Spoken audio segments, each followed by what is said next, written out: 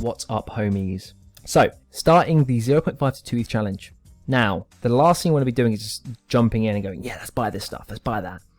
No, you want to be first aware of how to conserve that cash. 0.5 is not a lot of Ethereum, and that is because there are a lot of fees jumping around different places, all for different things that you need to be aware of, and that can eat up a lot. I could eat up half of that if you're just like blasé with buying, and so that's going to put you in an even worse position.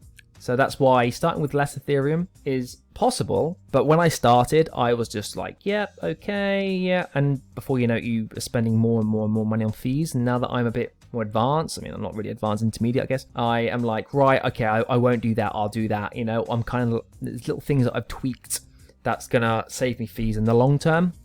So we really need to know where those fees are going to be. Definitely for newer sellers, or even if you have started selling, but I think this may help a little bit. So this is just my normal account. I have got a separate account created, and I will transfer it when I make my first purchase and all that. I'll do the transfer and everything on live, and you can see all that. But right now, you want to be aware of where the fees are collected or created or whatever. Basically, Opensea, obviously, they're a business. They want to make fees, and so do collections. They want to make fees. So there's two fees. There's collection fees. Well, there's three fees. Collection fees meaning there's a royalty when you sell stuff. This is on the sell side. There is a fee a percentage that goes to the collection. So on this collection, and it's always different. And I'll go into details. Well, I can always just say it now. Realistically, you want to be finding the ones that have the less fees. Now, what I mean by that is, we can actually do it like this. This is my one. I can go ahead and sell whatever I sell it for. We're not going to worry about it right now.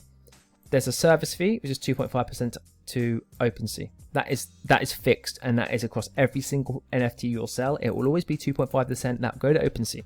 Then there'll also be a creator's royalty. Now, what this does is it gives them that much as a royalty to the creators. Now, that can have many benefits. They can use that as their income if they want, but any good project will use that as like a cash flowing income to improve the project. And what does that do?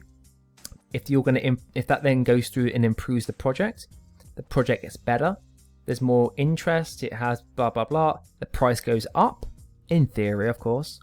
If the price goes up and there's more sales, then the royalty, that 6.9%, becomes a higher sum because the price has gone up. 6.9% of nothing is 0. 6.9% of 100 is 69. No, it's not 69. Is 6.9, and it goes up and up and up. So that is like an incentive. Yes, it's a bit annoying, but it's also an incentive for the creators to use that and improve the project. So the price goes up. So that royalty becomes substantial, and they can make it like the best community and the best NFT projects for whatever their specific goals are in the space. But again, this can vary between 0 actually and like 10%, or I think I've never seen above 10. It may be that I have seen 12.5%, but I think 10 is pretty much the highest it usually goes to. Now, of course, that will also have a huge impact, because if you're selling for something that has 0, then you've just got a 2.5% fee. But if you're selling with something with 10, then you've got a 12.5% fee. And definitely when you're starting out, obviously you want to be compounding from a 0.5 as fast as possible to give yourself some breathing space. Otherwise, it's going to be a bit sluggish along the way. And so you want to be careful that the projects you're buying, you're looking at, you're basically checking before you buy this fee. Now, what I would do, obviously, to check that, I would go into, let's say I was interested in this project.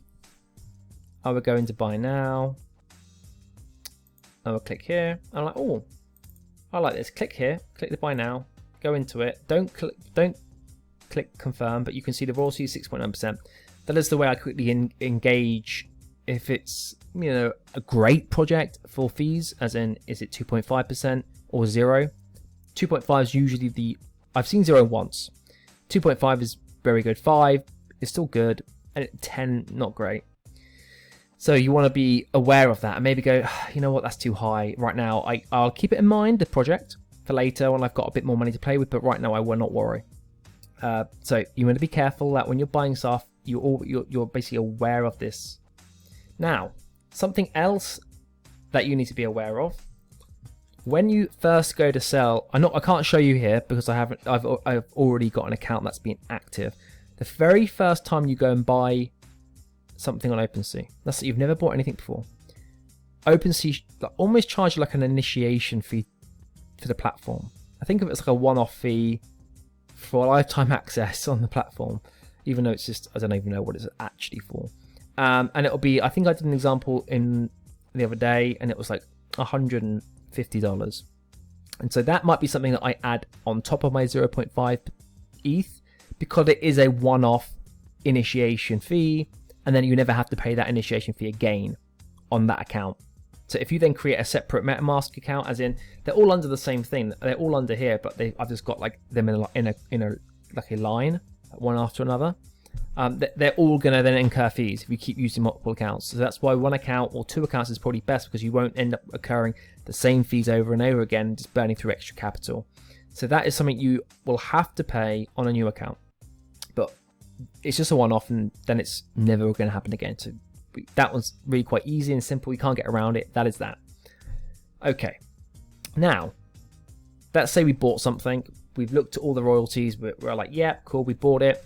Now, what you want to be aware of is that if you want to sell on a collection, now what I remember collection is, this is called Baby 8 Mutant Club. So the collection is this, just like the royalties go to these people. There's also a fee. I know there's fees everywhere. You just got to get used to it. And it will improve over time as there's more competition on different platforms and all that kind of thing. It's just the way of the world right now. And there's still ways to make profits. So even though there's all these fees, lots of people making profits. So at least, you know, I wouldn't worry too much about it. It's just part and parcel. Think about Amazon. It's better than Amazon. Amazon are like 40% fees if you count everything in, or 38 or whatever it is. So, you know, it's better than that. So if I want to go and sell on a collection, so I've never sold on that Baby Mutant Ape Club collection. I bought these, I haven't sold anything. If I want to go ahead and sell on this collection, let's just put in some random numbers here. We're not going to do this. Yeah. Yes, we're aware of that fee and we're aware of that fee. Okay. So you need to be aware of that.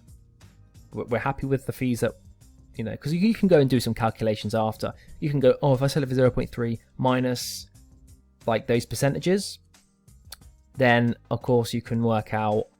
If I sold on this collection before, that's extremely low. Okay. So what you'll see here is this is actually an initiation fee for the collection. So the very first time you sell on a collection, you will get.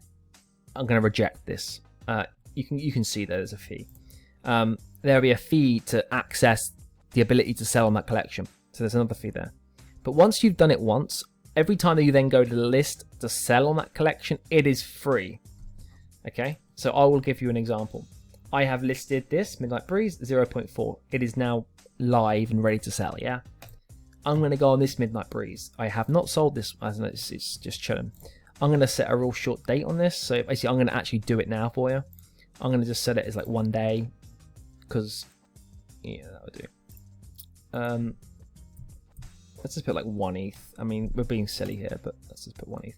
Again, different creator royalty fees. So you have to decide, obviously, when you've got more ETH to play with, the fee isn't so bad, because if you're buying something for 5 ETH, selling it for 8, yeah, you've still got fees, but you're making like, I don't know, 1 point or 2 ETH or whatever, and it gets less important. But again, it's still fees that you need to be aware of. Obviously, long term, that's going to add up to a lot. I'm going to click complete listing here.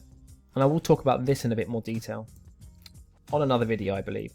But you can see here, signature request. It is initiated the wallet, approved the item for sale. Yeah. Oh, here we go. To get set up for auction listing for the first time, you must approve this item for sale, which requires a one-time gas fee. We have done that on this collection, because I've just shown you I've already listed on this collection. And then I will go ahead. Actually, I don't need to do it on this, but you will go ahead and click signature. Always be careful of when this pops up for a signature, and you make sure this origin thing is exactly what you're looking for. It isn't some scam, because you can get scammed easy if you're like jumping around on other websites that isn't OpenSea, and this is some sort of like malicious site, and you give them access. They can basically access your account and drain your funds. So always make sure this is matching whatever you are trying to do. And if not, reach out in the group and ask if you've got a question. And you would go ahead and click sign, and it would list this. Okay. It would list it for sale, and after a day it would expire because I've set it to 1 day. So carrying on, it might be quite a lot, but we need to get through this because it's going to be important.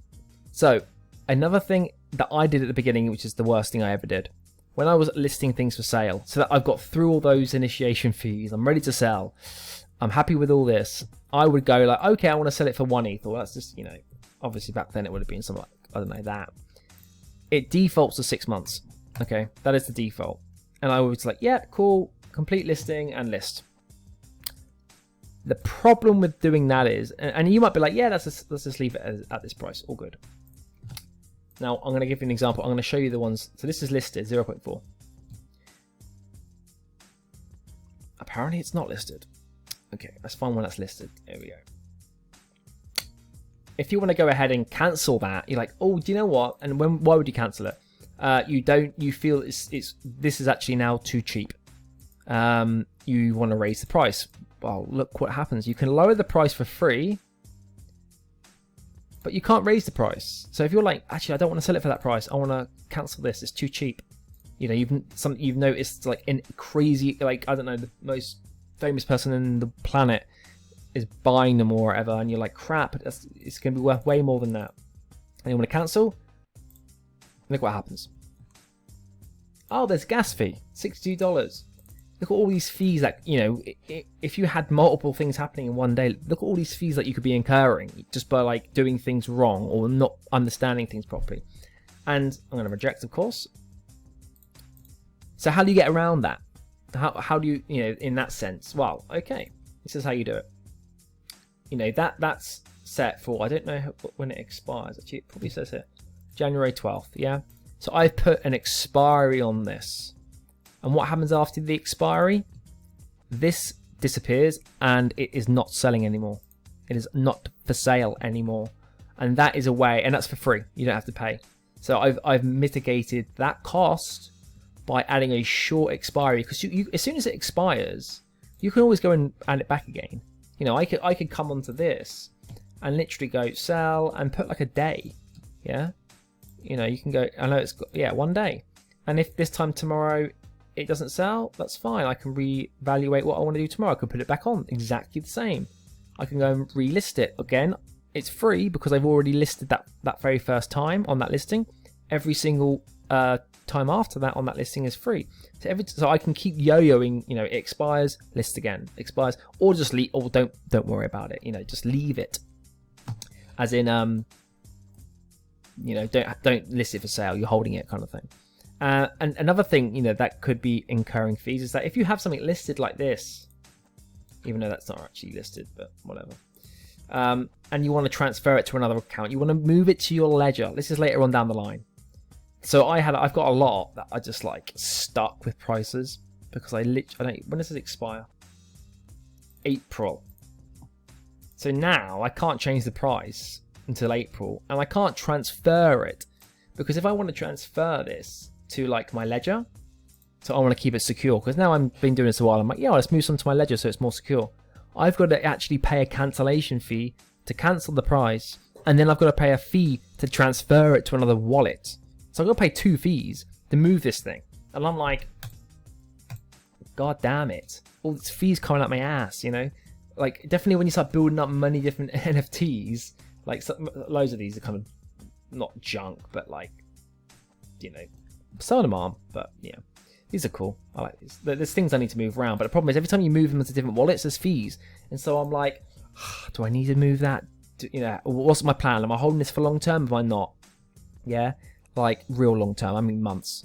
Do I want to flip it in a month or 6 weeks? I'll keep it in his account, and I'm still learning that. Like, what's, you know, because I've been moving. I spent about $800 in the last couple of days just moving things around, and then I moved things around and was like, actually, I want to move it back because I want to sell it.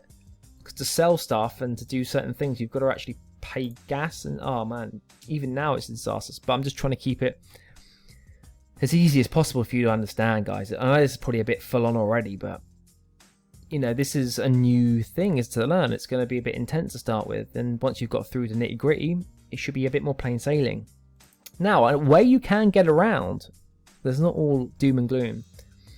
A way you can get around paying some fees is to put in bids or bid with wrapped ETH. Now, you see these little WETH things? This is wrapped ETH. This is normal ETH. The color is pretty much easy to tell. What does that mean? Okay, well, let's go and do an example. So we can go onto here. I like this one. I don't want to pay that. I want to pay less. I want to make an offer. And I've got some wrapped ETH. And to get wrapped ETH, you go into your MetaMask and you'll literally click swap and you swap it into wrapped ETH for like a very small fee, $15, $10. And then you'll have, instead of holding Ethereum, you'll now have wrapped ETH, wrapped Ethereum. So you can't go ahead, once you've done that, you can't buy anything in Ethereum with your wrapped Ethereum, the same as the other way around, basically. And so if you wanted to then go, oh, I need to move it back, of course you've got to pay some fees. So I've got a bit in wrapped ETH and a majority in Ethereum because I don't always use bids because they have their downsides as well as their upsides, yeah? So I'm trying to balance that as well. So I can make a bid under this. I don't think it's worth this. I think it's worth 0.022, half or whatever. I can go in and I can actually make an offer like this. Why not go ahead and do it, Luke, you know? We're going to go custom date. I'm just going to put a day on this thing.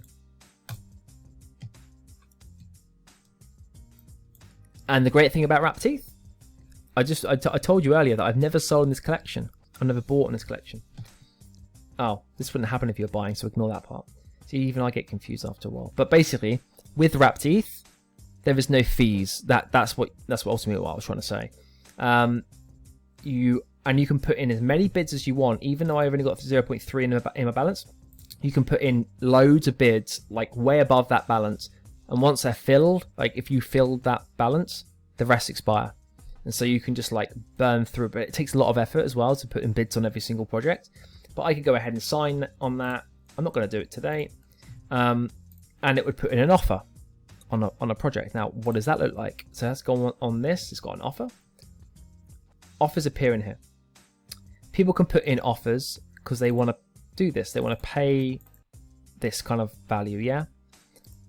Now, most of the time, it's always under the market value. So 0.019 is the highest. 0.043 is the floor price, is the market price, meaning the cheapest on the floor. And so it's way under. Sometimes it's not. I like to do a strategy of where I bid the floor or about the floor. So I'll put a bid in at 0.040, something like that. Because it's pretty much the same, but it's not stupidly under. Now, what happens if they accept that? Now, I'll show you on here, on my activity. What happens if they accept that? So I put in bids here, yeah. Let's see.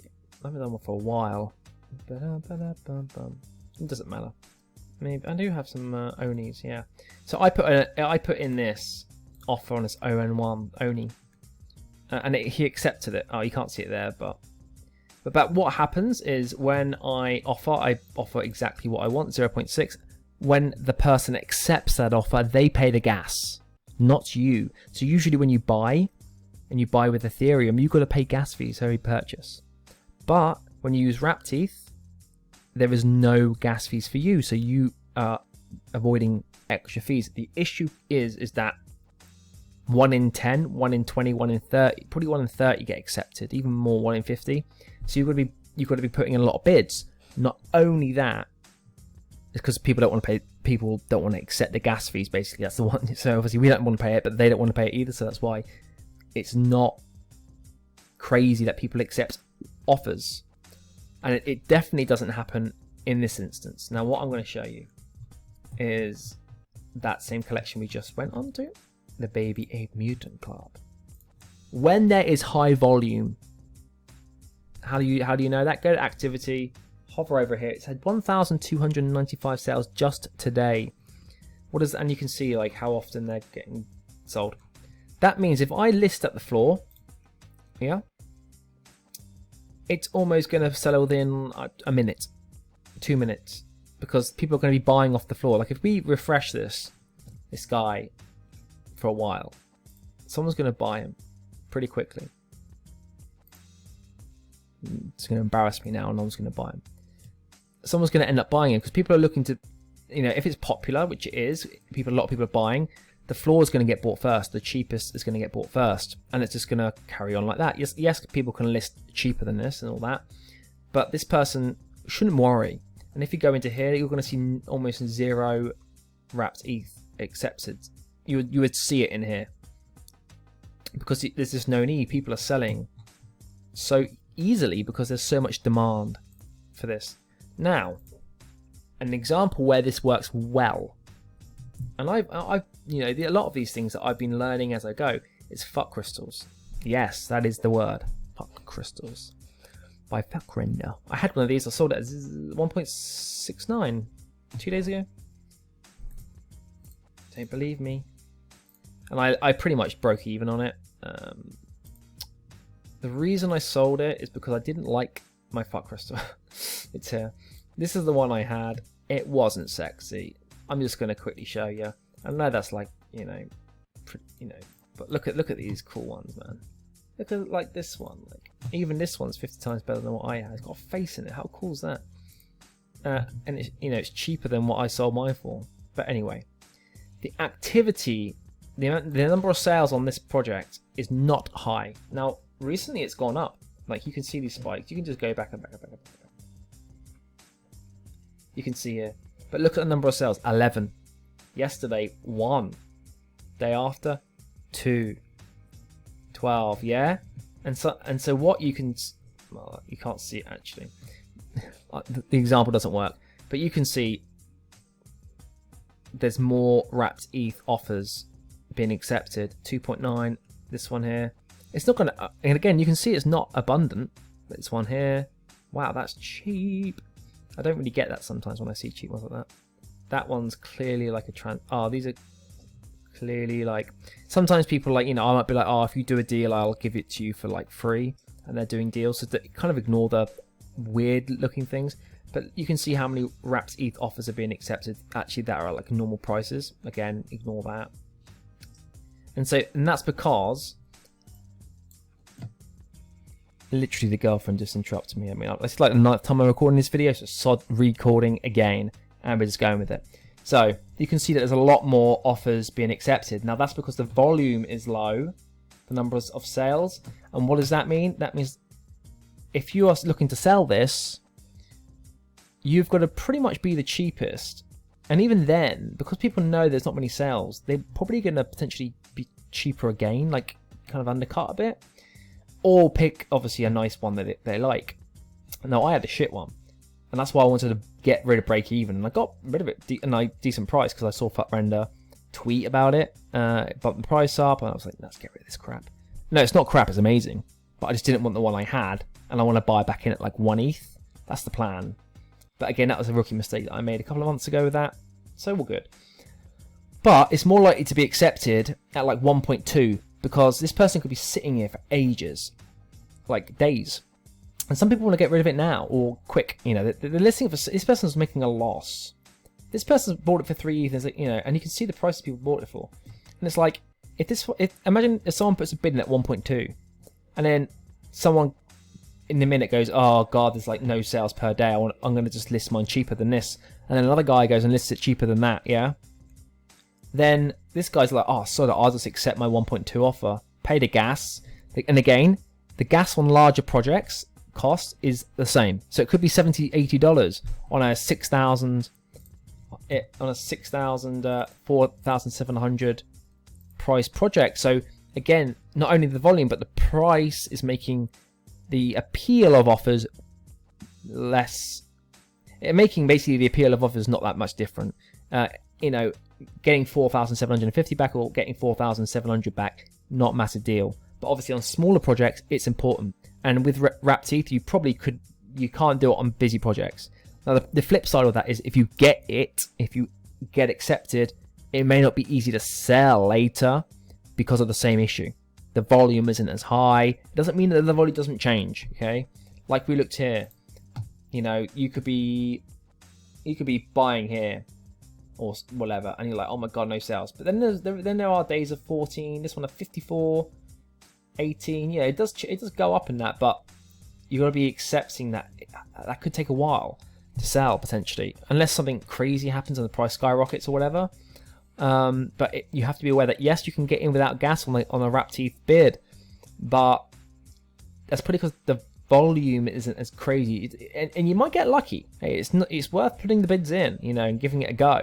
You might get lucky on some good stuff, but more often than not, you have to put a lot of those bids in, and you've got to do it one by one. And I'm sure there's software that can help you, but I've never ever seen it because I've never done a massive amount of bidding. But that is a way of getting around fees to pay on gas, and fees on more expensive projects aren't an issue as much because of the value of the actual NFT, and then the gas is still X amount of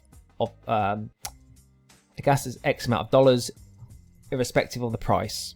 And so again, yes, this isn't going to be in anyone's price range for that 0.5 budget thing that we're doing, not budget thing we're doing, but it's just another example of where fees are and why it is so important to try to maintain your capital in any way possible by being aware of all these things. Now I'm going to leave the video there. I know I kind of went on a lot of crap there, but I don't know how else to present it because it is quite detailed and funky, and it's almost like reminds me of, like, I don't know, those films where you've got to, like, do you remember those Japanese films where you used to go in and, like, you have to open those doors, and if there's someone behind it, they punch you and, like, knock you into the mud and all that kind of thing, like just Takeshi's Castle or whatever it is. Like, it's kind of like that. You just gotta, you gotta dodge all these little things that are coming at you all the way, and by being aware of at least a handful of them at the beginning, it's just going to help you, because you would learn that eventually, but you might burn through a couple of $100s of gas or whatever and go, oh, I could have done that, I could have done that, I could have done that. So enough of me talking.